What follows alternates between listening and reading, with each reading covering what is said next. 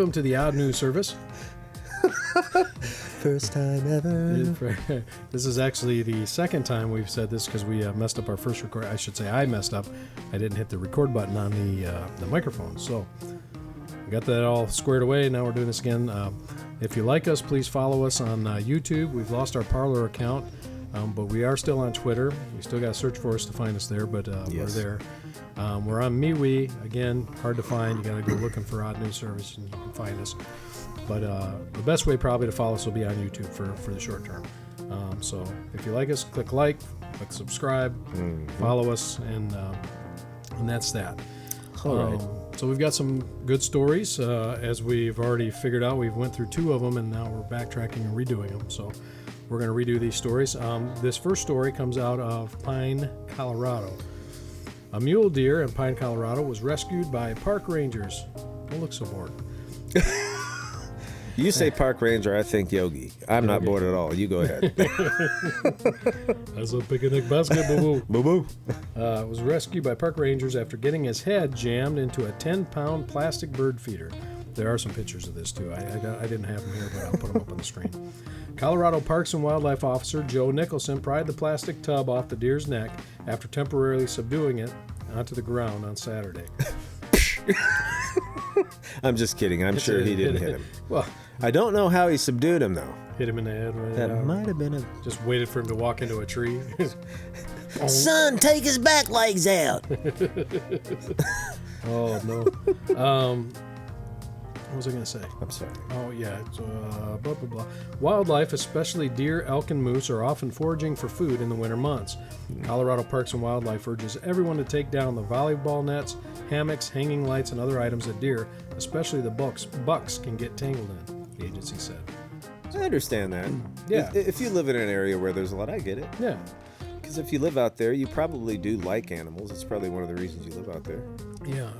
Either that or you just don't hate Or you people. love to see them suffer. so you move out there and put up as many nets as you can. Time to get the volleyball nets out. We're going to watch 3 or 4 of them and get all tangled So this do year. you play croquet? No. I do like to watch the... Sorta. Yeah, it's a game. It is a game. I set it up and I watch. We got another one, Ma. Oh, no. Is that pond filled with vodka? No. Yeah. These animals are all ran. Do you remember the video with the drunk sheep climbing into the pen? Oh. And the music in the background was just so ridiculous. That was when we did that in one of our earlier ones. I think we got tagged for a copyright thing, so I had to edit it or something. But it was was funny, man. Oh my goodness, Dude, I've never seen anything like that. The Graham Norton show had something Similar on there. No, it was okay. This guy he was drinking a beer, and then somebody said, "You have a huge fly in your beer." It was great, man. I love that show. But he said that, and he just picked it up with his finger, put it down. He's like, "I'll save its life," and he put it on the ground. A couple minutes later, they showed it, and he was like, the fly was doing this. He was stumbling around. It was hilarious. He couldn't fly, but he would take a step with a couple legs, and he would stumble to the right and then the left. Oh, wow! The fly was drunk. He was drunk. I've never seen a drunk fly. That was one of the best things I've ever seen. Wow! And they thought it was great. It was fun. Yeah, that's. That's you can't script something. No, like that was great. Yeah, that's fun. That was funny. All right, so let's go on to our next story. This is, and we talked about this already. This is the Tower of London. It's a little bit macabre. Weird. The Tower of London said one of its ravens is feared dead, bringing it closer to a legend that would indicate the fall of the kingdom.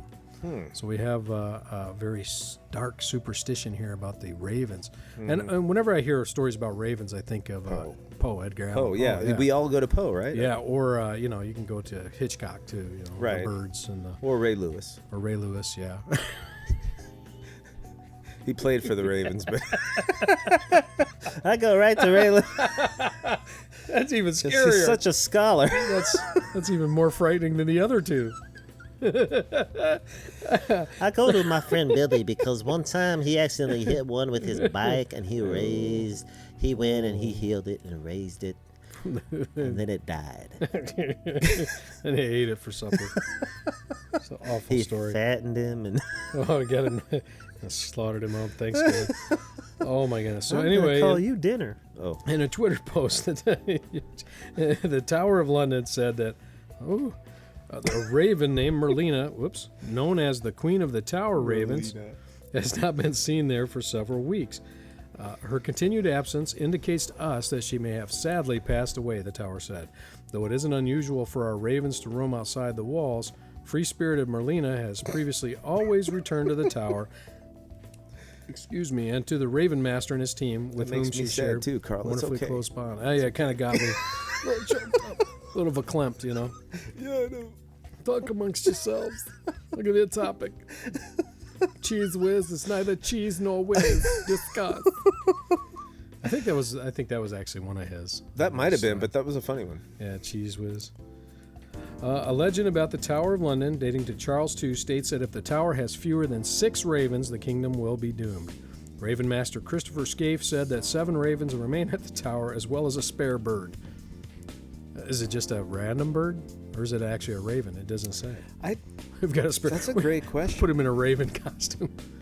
You know, I would love to if we could only interview Maleficent. She could probably tell us exactly what's going on. She may know. She may actually be veering into those birds and then veering back into herself. You know. Yeah. Veering is a well, she D&D usually, term. she has that servant that she turned into a bird. Oh, I don't know. I've never watched that show, so I'm not sure. Well, the story. I guess that's the story too. No. I've never She seen the was story. not. She wasn't very nice. She wasn't the best. It makes sense. The actress that played her, well, never mind. I don't know. I'm just, Bette Midler? I can't remember. Oh, Bette Midler. Looked like Bette Midler. yeah, a No, little bit. no. No, it wasn't her. You're the wind beneath my... Ugh. Won't be anything beneath your wings, honey. No, thanks. Little smells like chicken broth under here. Does it smell like chunky beef stew? They don't call them wings for nothing, honey. Smell clam. What is that? That's not nice. We should. Thank you. We shouldn't be nice. No, wait. We should be nice. No. I don't know. I don't remember either. I guess we'll have to do what we think. Yes. Yeah, which isn't a whole lot. Very scary. Won't be a whole lot of doing Yeah. anything if we're doing what we think. That's true. All right, let's move on to the next story. Thank you. Police You in saved me from myself, sir. So now we're into the stories we haven't already covered. Police in Missouri said officers responded to an unusual situation when an ostrich escaped from its owner's home and went for a walk. Really? The St. Charles County Police Department said officers from D Platoon Okay. responded when an ostrich was spotted wandering loose and walking through traffic. So there's two funny things here. This sounds like a Gomer Pyle episode. So I'm going to say D Platoon isn't. It may not be the. You go ahead. I don't know. Well, what I'm thinking is that, well, number one, you have the ostrich, which is just funny in any circumstance. Well, yeah. And then, what kind of police department is co-opting the military terms of D Platoon? You know, that's D Platoon over there. There's 10 guys Yeah. and, or 20 guys. I don't know how many's in a platoon. Well, that's yeah. Well, that's probably like the Coast Guard, basically. Yeah. They're not really part of the military, but no, they are. Okay. Yeah, we're in the military. Anyway, yeah.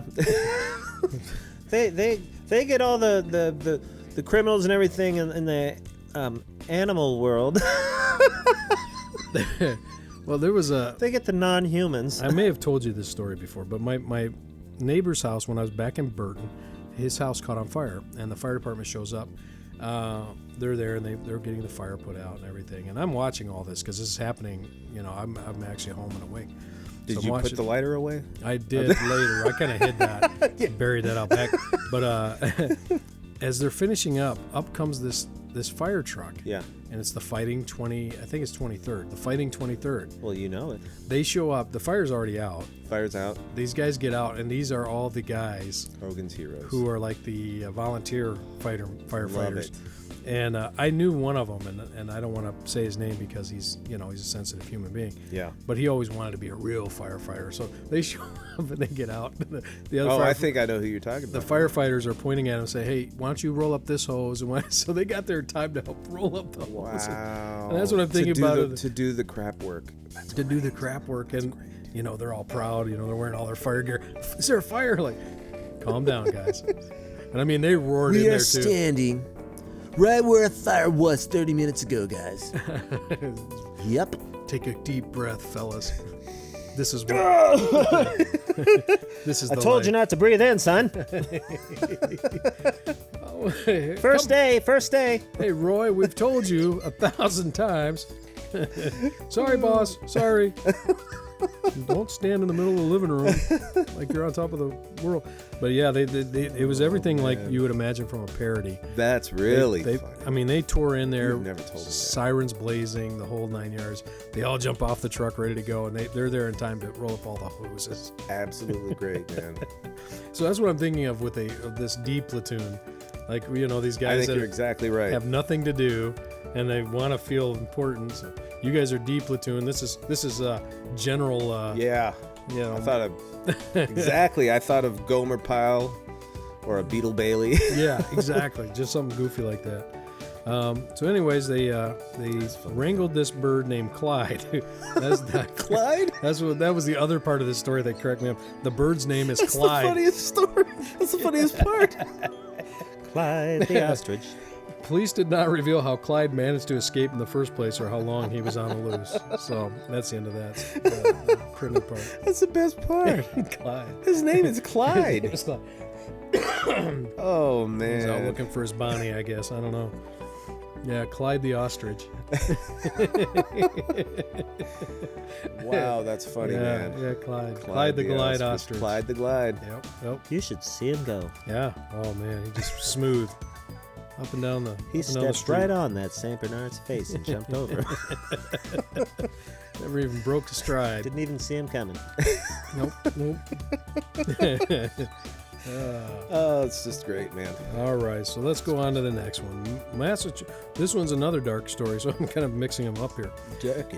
Massachusetts Lizzie Borden Bed and Breakfast Museum, the site of the infamous 1892 double murder, is being listed for sale with an asking price of $2 million. The interesting thing to me about this particular story is that who's paying to sleep where people were murdered? And you got to have kind of a dark aura about you to want to do that. I think so. But the place is called the Fall River House. I like those people that bought that house. I can't remember if we were talking about it. Maybe. With a couple that bought the house that had the supposed to be the most haunted place in the country. Yes. And they bought it, and they're terrified. She is especially, but they just they want to like make it a museum or something. They want to make money off of it. Yeah. Well, and that's what this is. And the Fall River House, which operates as a bed and breakfast with 6 bedrooms, as well as a museum with guided tours, is being listed for $2 million. It's a big house, huh? So it's the site of the August 4th, 1892 hatchet murders of Andrew and Abby Borden. Their daughter, Lizzie, was put on trial for the murders but was acquitted, and the case remains unsolved. So that's the the shock around it. And all I could do without it. Yeah, I mean, I could do without it. For $2 million, that's a lot. I can't see it making the kind of money to even warrant that. I don't know if there's that many people interested in. If I inherited it, I would sell it. I wouldn't, and not because it's expensive. I just wouldn't want to keep it. Yeah, that's kind of what I was thinking. Or I'd turn it into a museum. And say, or something like that. And have all the historical stuff, and just have it as something like that where people can come through and, they don't even have to make it useful, not make it. Exactly.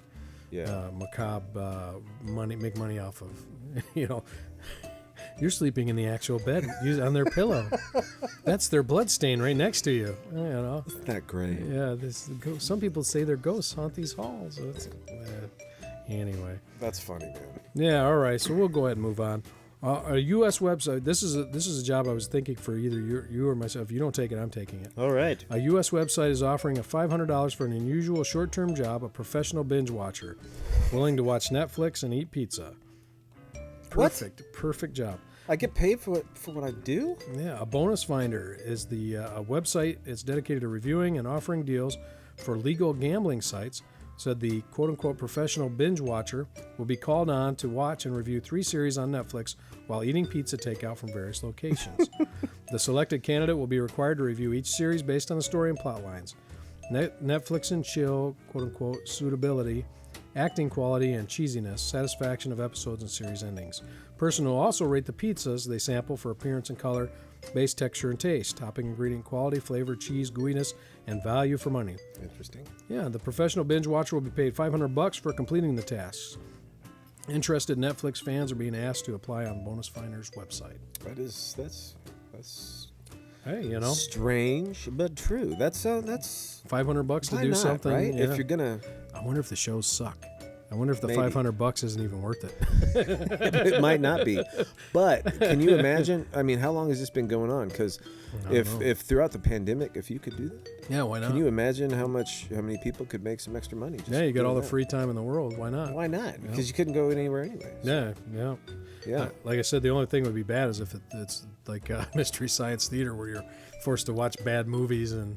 I could actually have fun with that, though. I think, Yeah. like if I was with, me and you, we could. You we have could to have somebody to a help, time yep. with that. But you're right. Yeah, it would be By it would be myself, hard. You sit there going, I can't watch this. I'd just be like, I am an idiot. And I don't know if you've watched any of the latest Netflix stuff. It's pretty. They have some serious adult themes and stuff that They would be do kinda have. hard to. They do. You might find yourself sitting back going, I don't want to watch this anymore. you know? Actually, I if I watch anything, I watch Hulu. If I watch, Really? Yeah, I don't watch any of I'll those. watch Hulu if I, just because it's got a lot of the shows on there that I like, and I do some all the Amazon seasons and Prime everything. because I have that. There's some good shows on Amazon Prime too. But we'll probably not.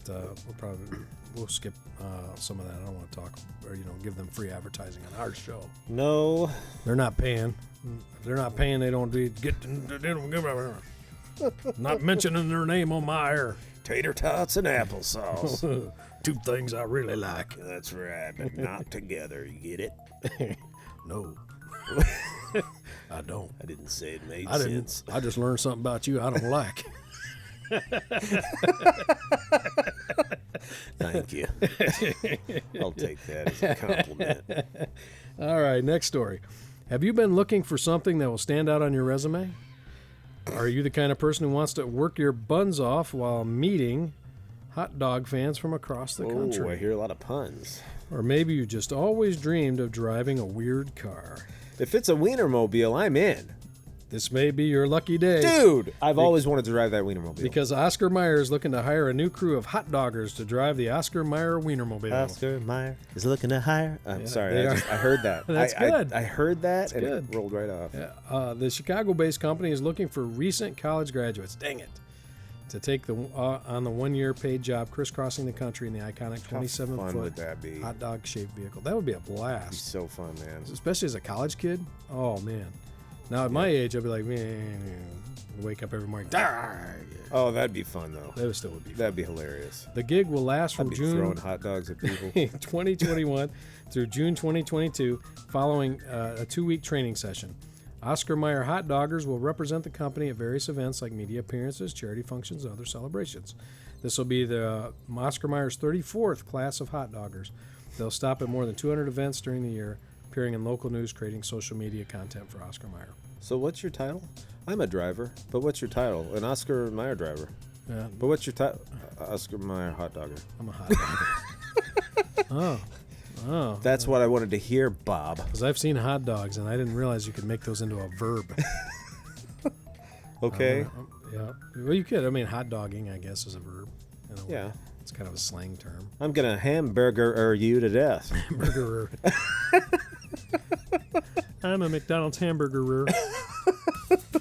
Go back in the hamburgery and That's make me some hamburgers. I'm an IHOP pancakerer. Pancakery. Stop that, Tom Pancakery. Thank you, sir. May I have another? That, you know what? No, That no. just brought up a stupid movie. Let's move on. All right, so let's go back here. We're going to do Japanese brewery. So there was a Japanese brewery Yes. canceled the release of its newest beer because of a spelling mistake on the cans, but they've decided to sell it anyway after drinkers offered to take the beers for free. Sapporo Brewery's new Kaitakushi, I still can't pronounce it, Kaitakushi beer, tailored, Kaitakushi, was scheduled to be released at Family Mart, a large chain of Japanese convenience stores, on Tuesday. However, the company called off the new beer after discovering an embarrassing error on the cans. The word lager, L-A-G-E-R, was spelled as lagar, L-A-G-A-R. Lagar? Are you kidding me? It was Lagar. French? Lagar. Those disgusting.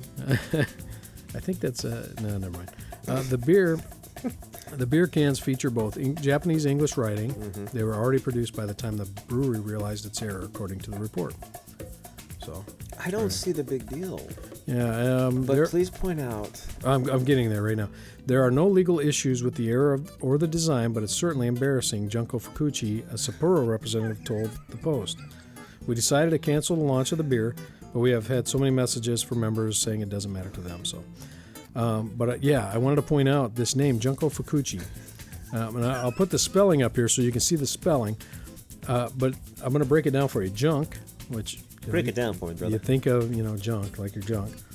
Junko, F-U-K, which don't need to say that. Kuchi. Yeah. Junk. Junko. Yep. So, Beep, beep, meow. sounds a little suspect. Yeah, so I suspect somebody fed the news service one of these names, like you said. What was it? Who does that all the time? It's always feeding. Wayne's World. Wayne's World, where yeah. they did that. Yeah. Yeah. They did the sphincter says what? Yeah. And then the guy goes what? And they Pretty go, much the guy. exactly. Yeah. Okay. So yeah, they did something like Pretty that. funny. Slipped something in there. Or who's on The Simpsons? The guy that's always calling Homer's always calling in, or Oh or no, it's Bart's always always calling Mo at the. Mo and giving him tavern. a name that sets him up for. Yeah. Yeah. It's kind of like that. So I suspect that's what Oh, happened. I'm looking for Mr. Jazz. First name Hugh. I like it. But this is our last story. Yes. Australian authorities initially. Oh, wait a second. A pigeon that Australia declared a biosecurity risk has received a reprieve after a U.S. bird organization declared its identifying leg band was fake. So I don't know if you heard this story. The Australian government was going to kill a bird that it was a racing pigeon that somehow they thought had flown all the way there from somewhere, I think in the States. Okay. And they were going to put it down for a risk, so they were going to kill it. But apparently the bird organization, a U.S. bird organization, declared its identifying leg band was a fake. So there's an organization that knows this thing. The band suggested that the bird found in a Melbourne backyard on December 26 was a racing pigeon that had left the U.S. state of Oregon 13,000 kilometers, 8,000 miles away 2 months earlier. On that basis, the Australian authorities said they considered the bird a disease risk and planned to kill it. But Dion Roberts, sports development manager for the Oklahoma-based American Racing Pigeon Union, said on Friday, the band was a fake. The band number belongs to a blue bar pigeon in the United States, which is not the bird pictured in Australia, she said. What? Oh, Dion. I thought that was a dude. It's a girl. Oh, okay. The bird band in Australia is counterfeit and not traceable, Roberts said. They do not need to kill him. Australia's Agriculture Department, which is responsible for biosecurity, agreed that the pigeon dubbed Joe, after U.S. President-elect Joe Biden, was wearing a fraudulent copy leg band. Following an investigation, the department has concluded that Joe the pigeon is highly likely to be Australian and does not present a biosecurity risk. They're just doing this because they got blowback because they were going to kill a little pigeon. You're right. So if somebody Right. published, hey, you're going to kill this pigeon. You can't kill pigeons. No, but Joe got Unless a you're presidential hungry. pardon, though. Yeah. That's good. He got a presidential pardon. It doesn't mean and he's anything in gonna Australia. live again. It doesn't mean anything down there. Eat so many mice. He's gonna be so happy. So there you Eat all go. your garbage. Yes. Yep. It was just another goofy story of how the bureaucracy is completely out of control. Not only do we have an agency that's going to kill the pigeon just because it shows up. Yes. It might be from somewhere Dude, else. if that doesn't sound like a Monty Python bit to me, Yeah. nothing does. That is Monty Python all the yeah. way. Yep. Well, should we kill it now? No, not now. Put it in a cage. But I want to kill it. I'll take it home with me. Don't put it in a cage. No. There'll be none of that. Just clip its wing. Trying to Touch think it and die. I could see all 4 or he's 5 of going them just fighting just over it. nuts. Yeah.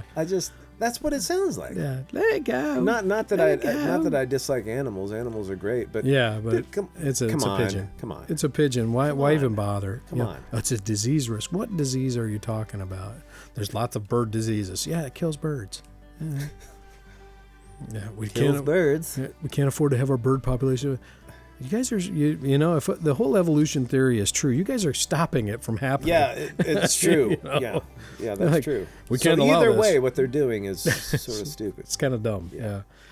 All right, that's it for the show. So, hope you guys enjoyed it. If you didn't, I don't care, because it's out there now forever. Sorry.